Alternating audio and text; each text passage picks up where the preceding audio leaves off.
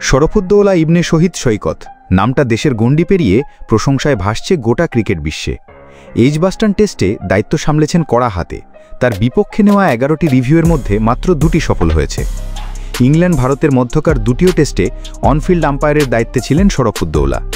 Border Gavaskar ট্রফিতে যশস্বী out নিয়ে কম জলঘোলা হয়নি সেবার। এবারও তাই তো বাড়তি উত্তেজনা ছিল আম্পায়ারিং নিয়ে। দুই দলের অধিনায়ক একের পর এক রিভিউ নিয়েছেন তার বিরুদ্ধে। তবে সৈকতের জহুরি চোখে যে ভুলের সংখ্যা নিতান্তই কম, এমন কিছু সাহসী সিদ্ধান্ত তিনি নিয়েছেন এই ম্যাচে, যা সবাইকে হতবাক করেছে, বিস্ময়ে জাগিয়েছে। সবচেয়ে সেরা ডিসিশন বোধহয় ছিল বেন স্টোকসকে দেওয়া আউটটি। চতুর্থ ইনিংসে তখন ক্রিজে বেন স্টোকস।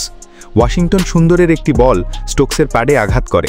ভারতীয় প্লেয়ারদের আবেদনে আম্পায়ার সৈকত সাড়া দেন, তবে বিস্মিত হয়ে যান স্টোকস। তার মনে হয়েছে আগে বল ব্যাটে লেগেছে। রিভিউ নিলেন, রিপ্লেতে দেখা গেল আগে প্যাডেই লেগেছে।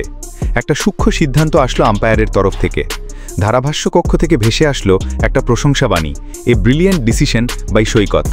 হার্ষা ভোগলে নিজের টুইটারে শরফুদ্দৌলাকে নিয়ে লিখলেন, এই ম্যাচে আম্পায়ারিং ছিল অসাধারণ। আপনি ক্রিস গ্যাফনির কাছ থেকে তো এমন মানের প্রত্যাশা করেনি, কিন্তু শরফুদ্দৌলা সৈকত দারুণ করেছে। একপাশে যখন আম্পায়ার হিসেবে প্রশংসা করাচ্ছেন একজন, অন্য পাশে ঠিক ততটাই দুয়োধ্বনি শুনছেন আদ্রিয়ান হোলস্টোক। ওয়েস্ট ইন্ডিজ এবং অস্ট্রেলিয়া সিরিজের প্রথম টেস্টে একের পর এক বিতর্কিত সিদ্ধান্তে প্রশ্নবিদ্ধ হয়েছিলেন সেবার। তিনি ছিলেন টিডি আম্পায়ারের দায়িত্বে। দ্বিতীয় টেস্টে আছেন অনফিল্ডে। অজিদের দ্বিতীয় ইনিংসের 69তম ওভার চলছিল তখন।